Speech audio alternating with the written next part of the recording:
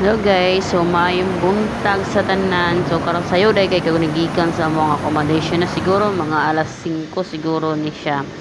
Nya nagulan-ulan pa gid siya nga time kay magpakuan ko, magpa-medical ko. Magsayo ko dito sa amo ang kuan kay taas-taas magpila diad tugod ingon man sila nga magsayo daw kuno ka kay aron sayo po daw ka mahuman. Gikan ko ani sa may Pasay Libertad, tapos ninaog ko diri sa may Quirino Avenue. Dahil ani nga kuan, giba nagbaklay-baklay na ko ani kay paingon ako ato dito sa may Remedios banda, Remedios Street ana.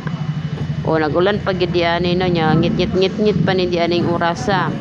Dayon pag abot na ko mo na ni sila ko ana nakapila na so bali pang 6 ko nga niabot. So bintaha ra gid nga nagsayo-sayo tano kay mga pila ka oras na daghanan noon kayo taas nag siya pili wala pa ray alas 8 taas na kay pila.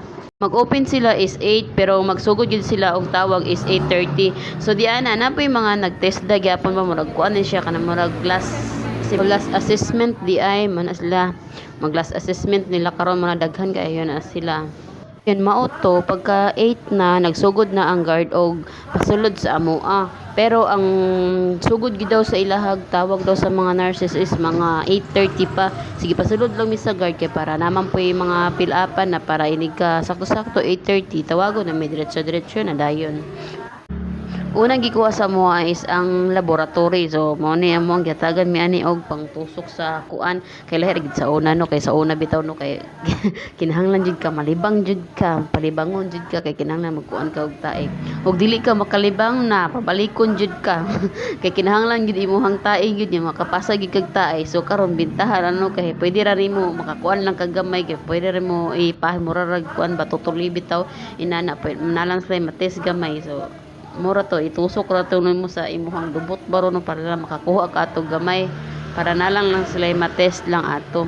So okay na pero ako gyapon naglisod gyapon ko.